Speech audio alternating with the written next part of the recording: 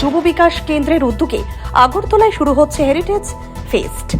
আগামী 21 থেকে 27 নভেম্বর পর্যন্ত তা চলবে স্বামী বিবেকানন্দ ময়দানে।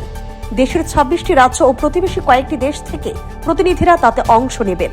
কয়েকটি রাজ্যের স্টলও থাকবে এখানে। এই বছর হেরিটেজ ফেস্টের উদ্বোধন করবেন মুখ্যমন্ত্রী ডক্টর মানিক সাহা। এছাড়া থাকবেন মন্ত্রী টিঙ্কু রায় ও মেয়র দীপক মজুমদার। বিভিন্ন রাজ্য থেকে আগত প্রতিনিধিরা তাদের ঐতিহ্য সংস্কৃতি তুলে ধরবে। সাংস্কৃতিক অনুষ্ঠানের পাশাপাশি থাকবে সহসহায়ক দলের সদস্যদের হাতে নির্মিত বিভিন্ন সামগ্রী ও নানা রকম খাবারের স্টল। মঙ্গলবার আগরতলা প্রেস ক্লাবে যুব বিকাশ কেন্দ্রের পক্ষ থেকে এক সাংবাদিক সম্মেলনে এই বিষয়ে বিস্তারিত জানানো হয়। এই যুব বিকাশ কেন্দ্র বরাবরই বিভিন্ন সামাজিক কাজের সঙ্গে যুক্ত রয়েছে বলে দাবি করা হয়।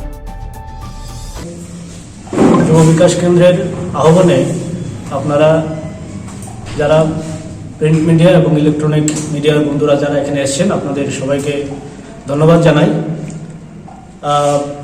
আপনারা জানেন যে যুব বিকাশ কেন্দ্র ত্রিপুরা রাজ্যের একটি গান্ধীবাদী যুব সংগঠন। আমরা এই সামাজিক সংস্থার উদ্যোগে বিভিন্ন সময় বিভিন্ন অনুষ্ঠান করি। এই অনুষ্ঠানে একটি অনুষ্ঠান হলো হেরিটেজ ফেস্ট। যে হেরিটেজ ফেস্ট আমাদের বাৎসরিক প্রোগ্রাম। গত 3 বছর যাবৎ আমরা এই হেরিটেজ ফেস্ট উদযাপন করছি।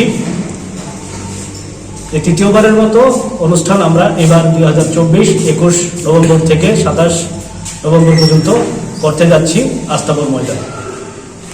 সেই অনুষ্ঠানকে সামনে রেখে আজকের এই প্রেস বার্তা। আমাদের মাঝে আজকের এই প্রেস বার্তাতে উপস্থিত আছেন এই সংগঠনের সভাপতি দেবাশিস মজুমদার, সহসভাপতি Panchali Debbarma. Bureau report, CNE TV. CNE TV, channel for news and entertainment.